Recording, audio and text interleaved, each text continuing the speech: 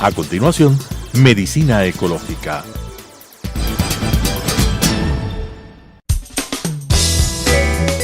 Clasificación A.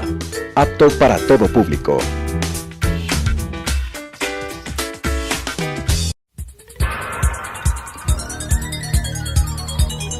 Las opiniones vertidas en este espacio por la producción y dirección del programa son de exclusiva responsabilidad de sus autores y de quienes intervienen en ellos.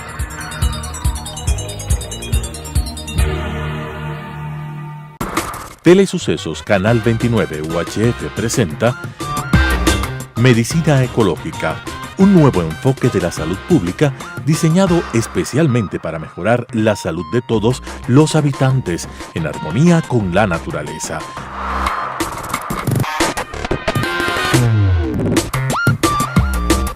Con la conducción del Dr. Walter Mena Ordóñez. Medicina Ecológica.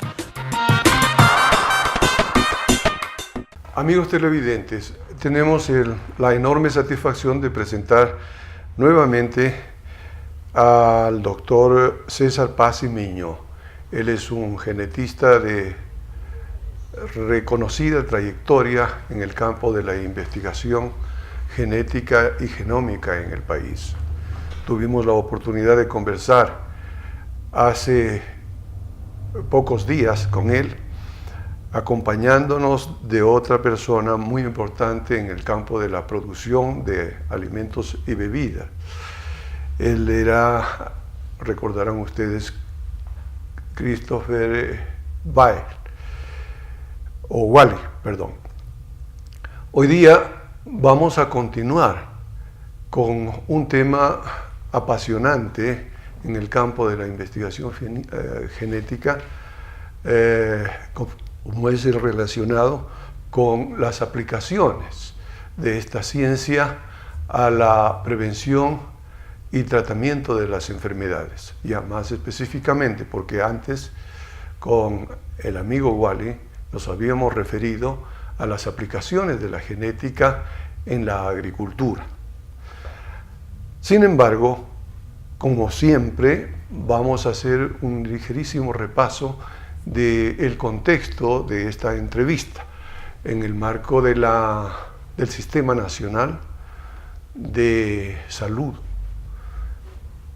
Intercultural y Financiado, el SINASIF.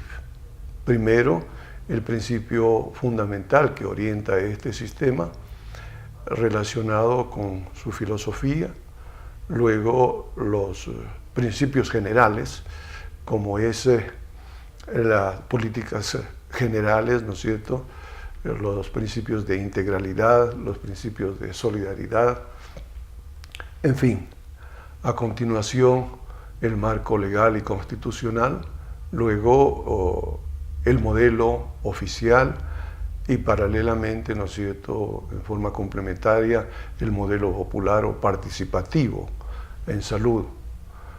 A continuación, los aspectos que dicen relación al paquete de servicios ofrecidos, y justamente en el paquete de servicios nos vamos a referir a las diferentes aplicaciones que tiene la genética y la genómica. También los recursos y las instituciones que hacen posible, ¿no es cierto?, la prestación de servicios de salud, Ministerio de Salud y Seguro Social Ecuatoriano. Yo quiero recordar también en la introducción dos aspectos interesantes de la trayectoria de César Paz y Miño. Él es médico director del Laboratorio de Genética y Genómica de la Universidad Tecnológica Equinoccial. Y cuando participó brillantemente en la Academia de Historia, nos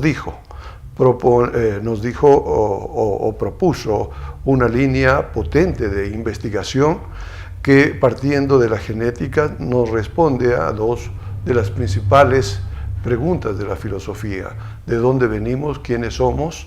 ¿Y a dónde vamos? Si nosotros decimos desarrollando, evolucionando cerebralmente hacia el infinito.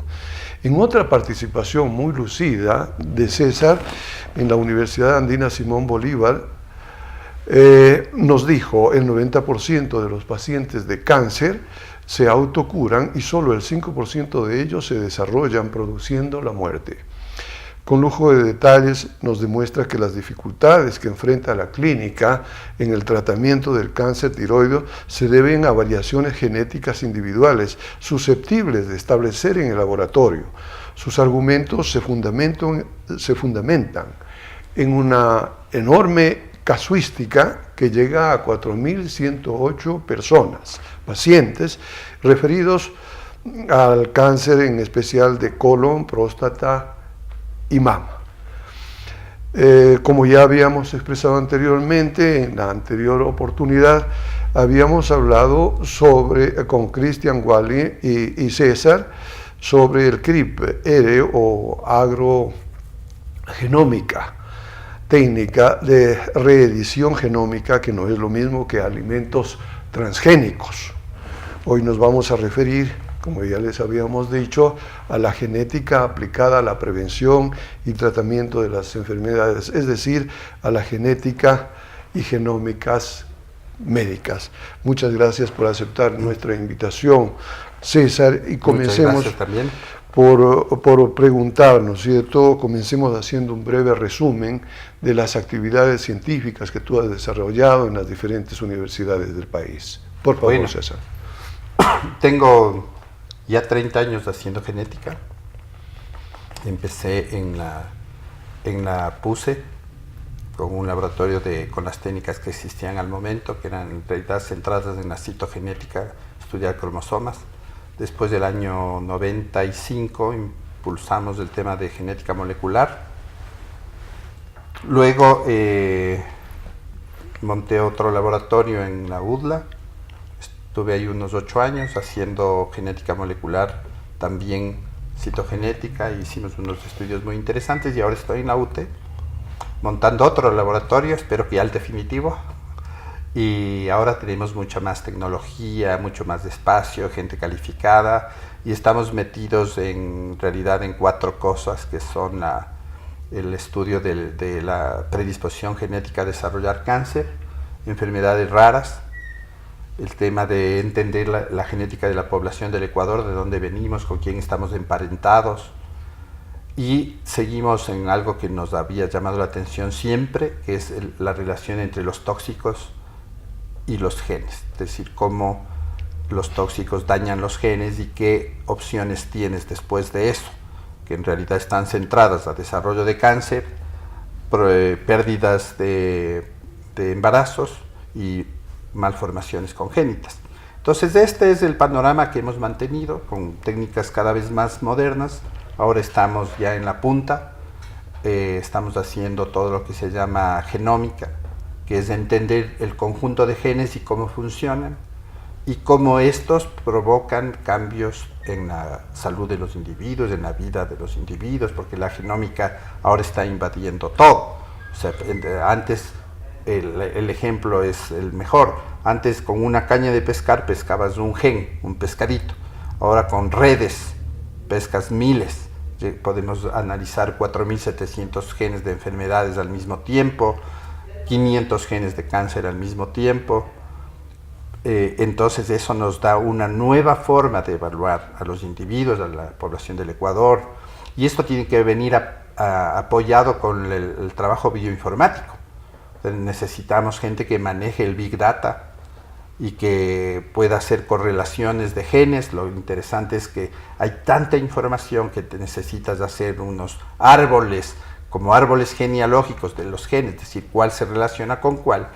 Por ejemplo, trabajando en cáncer de mama, analizando el Big Data, llegas a concluir que hay más o menos unos 400 genes involucrados en el desarrollo del cáncer de mama, pero cuando empiezas a hacer esta correlación, llegas a determinar que hay unos 17 que son llamativos para estudiar y que serían los que están explicando estas variaciones que tiene una población versus otra en el comportamiento del desarrollo de cáncer en general y de cáncer de mama en particular. Entonces así estamos trabajando en cuestiones específicas también de, por ejemplo, osteosarcoma, estamos trabajando en mieloma múltiple, estamos trabajando en entender cáncer de colon.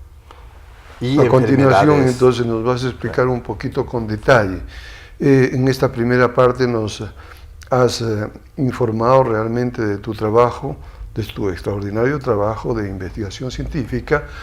Yo diría, están sentando las bases los expertos en genética de lo que deberá ser en el futuro la genética y la genómica en el Ecuador aplicada al tratamiento y a la prevención de las enfermedades. En una segunda parte, desearíamos saber qué investigaciones está realizando actualmente en la UTE y qué aplicaciones médicas se pueden avisorar, cómo se van a beneficiar de estas investigaciones los estudiantes de medicina, porque entiendo que en este momento estás desarrollando un posgrado con Estamos metidos también, los sí, estudiantes de la Facultad de Medicina de tu universidad. Cuéntanos un poco cómo va eso. Nosotros, bueno, el centro que estoy al frente tiene vinculación con la Facultad de Medicina. Entonces ahí damos clases en pregrado, estamos proponiendo una maestría en genética y genómica humana con profesores nacionales y un fuerte contingente de profesores extranjeros. Lo que nos interesa es pues diferenciarnos un poco. A ver, el tema de servicios médicos lo hacen los hospitales. Nosotros como universidad hacemos investigación básica, investigación a veces ciencia dura se llama. Entonces lo que nos interesa a nosotros es descubrir las cuestiones que un momento dado beneficien a la práctica médica o biomédica. Entonces si nosotros descubrimos, por ejemplo, que un gen que te predispone al desarrollo del cáncer de mama, que es un gen específico que tiene que ver con el metabolismo del ácido fólico, y entonces tú dices, este gen tiene una variación especial en la población del Ecuador, y al analizarlo, solo solito, me está dando una opción de evaluar la predisposición de una mujer hasta el 4 al 5% más, solo un gen. Entonces cuando tú ves la posibilidad de analizar los genes de cáncer, que estarían alrededor de estos 17, incluso hasta 27, 30 genes, si tú puedes analizar la probabilidad de que te digamos tu predisposición a cáncer es tanto, es un hecho interesante para la prevención en salud. O sea, realmente se convierte la genética y la genómica en un arma de prevención de la salud de las personas. Entonces lo mismo puedes aplicar, y de hecho estamos en esa misma visión con diferentes cánceres. Colon ya dije, mieloma ya dije, el osteosarcoma, estamos en cáncer de piel, trabajando con melanoma. Entonces tenemos varias opciones, vamos a meternos en linfomas y en leucemias, porque con esta visión de encontrar estas variantes genéticas que nos permitan algún momento decir usted tiene riesgo de tal enfermedad, que esa es la moda que está ahora en el mundo, y luego se aplica a varias cosas, por ejemplo, genes de riesgo de desarrollar diabetes o de desarrollar enfermedades crónicas en general, o genes de rendimiento cardíaco, rendimiento muscular, que se aplica mucho en la genética y genómica deportiva. Entonces, todo esto estamos interesados en hacer, y claro, lo más fuerte que hemos mantenido en la UTE ha sido el tema de los estudios de enfermedades raras que seguimos. Eso es un beneficio directo a los pacientes y a los individuos cuando no tienen diagnósticos precisos, pues con estas técnicas nuevas podemos al menos decirle, mire, evaluando estos 500 genes o estos 4.700 genes, del diagnóstico real es este. Esto ya me sirve para hablar de pronóstico, prevención prenatal y postnatal. Entonces yo creo que la genética se involucra en un montón de actividades de la biomedicina y es un arma interesantísima para planificar acciones. O sea, en el Ecuador tenemos, por ejemplo, este programa con pie derecho que está identificando 4 enfermedades de las casi 10.000 genéticas que hay, ¿no? Entonces dices, nos falta caminar bastante, pero tenemos que al menos tener unas cifras reales de lo que pasa con la genética en Ecuador, y no existe un programa nacional que involucre, que saber qué pasa con las enfermedades genéticas en el Ecuador. Las cifras que tú has dado de los casos que tenemos nosotros, más o menos rondando los 4.000, en realidad es pequeño versus, por ejemplo, estudios que se han hecho en el Ecuador, en este programa que también participé del estudio colaborativo de malformaciones congénitas latinoamericano, en que se evaluaron hasta 48.000 individuos y ya tenemos como un mapa de qué pasa con las enfermedades genéticas en el Ecuador. Y eso es una cuestión que las autoridades de salud deberían incluir dentro de sus políticas y prioridades, ¿no es cierto? Una de las consultas más frecuentes, la causa más frecuente de consulta externa en el hospital pediátrico son problemas malformativos y genéticos. Entonces existen, están ahí. César, hay un asunto que está cruzando todo el aspecto de la investigación científica y por supuesto no es la excepción, la investigación genética y genómica. Me refiero a los aspectos éticos. Tú como autoridad en este campo, ¿cuáles son los límites? ¿Cuáles son los límites de la investigación científica en el campo de la genética aplicada a los seres humanos, a la agrogenómica de la que habíamos hablado con el amigo Wally la semana pasada? Claro, y la genética, incluso la moderna, la edición genética, ¿no?, que está aplicándose en humanos. Siempre he defendido el tema de que los investigadores deben estar alineados con la ética humana, ¿no? O sea, defender la especie, respetar la especie y encontrar salidas científicas dentro de esta ética del respeto a la especie y al individuo. Entonces, dentro de eso, el trabajo, digamos, honorable de los científicos apunta mucho hacia eso. Eso no significa que haya otros que salgan de ese plan y se vayan por otros caminos, estén investigando en armas biológicas, estén investigando en hacer el mejor soldado para la guerra, en armas de destrucción masiva basados en cuestiones genéticas. Y entonces, esa es una forma perversa de aplicar la ciencia esta que es tan agradable y tan interesante, ¿no? Y el tema es defender la ética y la humanidad por sí misma, ¿no?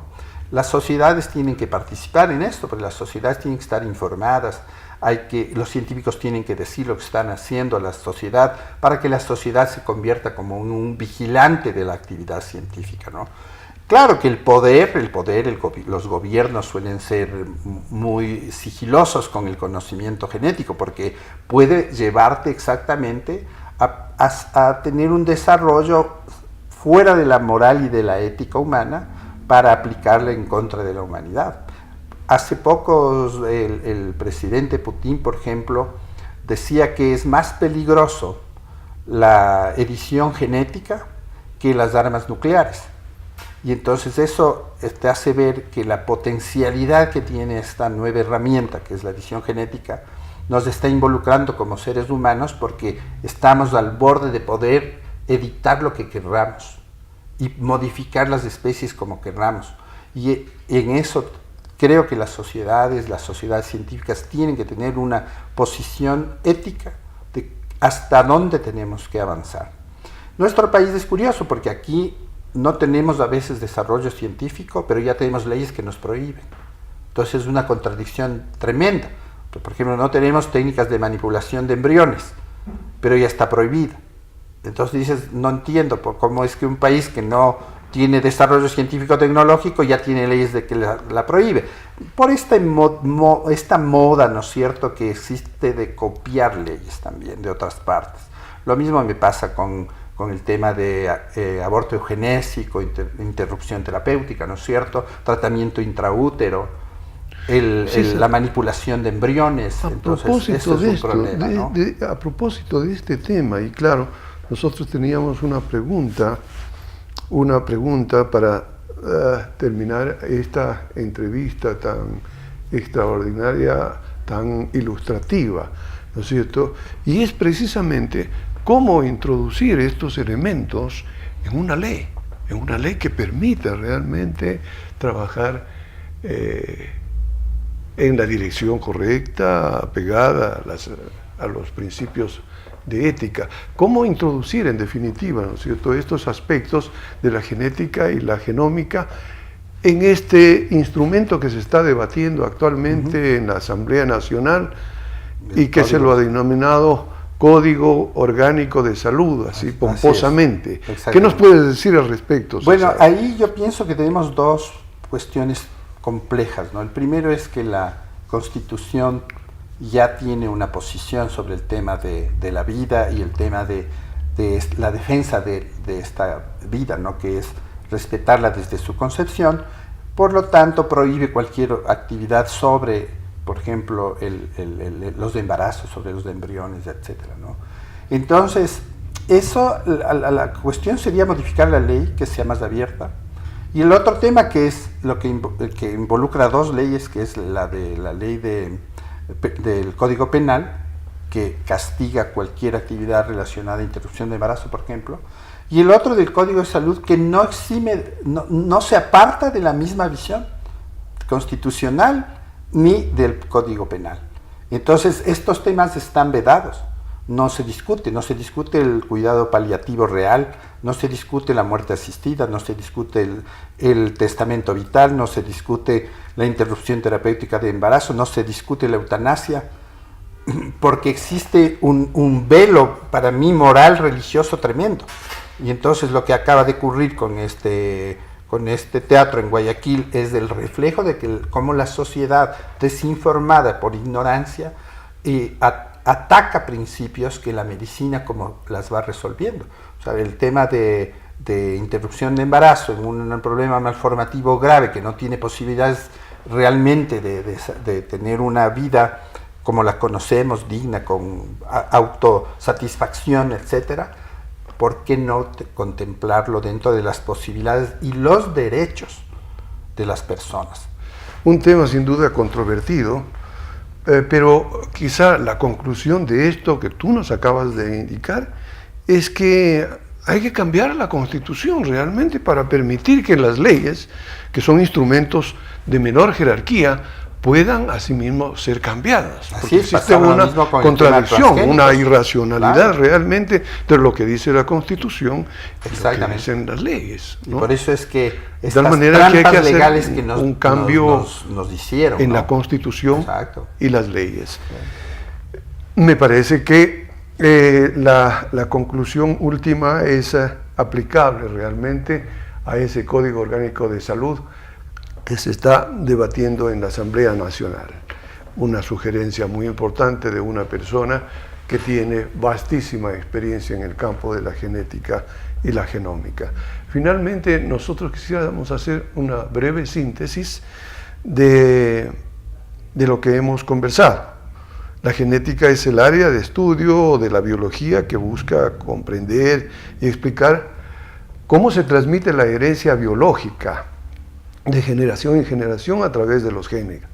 El principal objeto de estudio de la genética son los genes, formados por segmentos de ADN y ARN.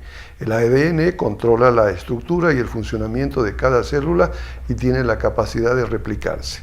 La genómica es un campo interdisciplinario de la ciencia dentro del campo de la biología molecular. Un genoma es un conjunto completo de ADN dentro de una sola célula de un organismo y como tal genómica se enfoca en la estructura, función, evolución y mapeo de genomas. Nosotros decimos, con base en la biología evolutiva, todos los seres vivos, llámense plantas, animales o humanos, somos producto de la replicación.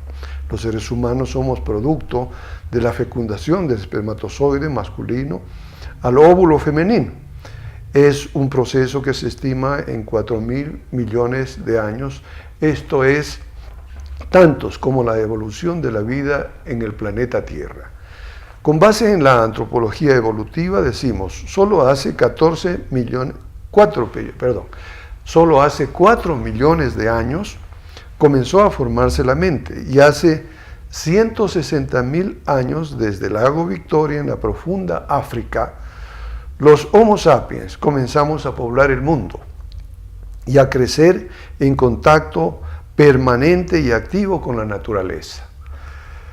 Y recién hace 5.000 años tenemos la mente caracterizada por la fluidez cognitiva que nos permite hablar hoy de asuntos tan importantes y tan complejos como es la genética y las genómicas médicas.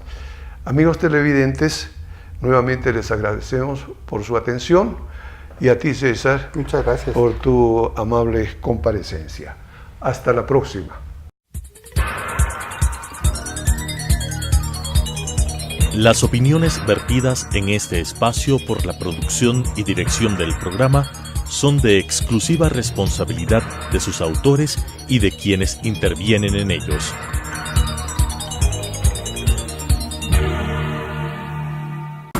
Telesucesos Canal 29 UHF presentó Medicina Ecológica, un nuevo enfoque de la salud pública diseñado especialmente para mejorar la salud de todos los habitantes en armonía con la naturaleza.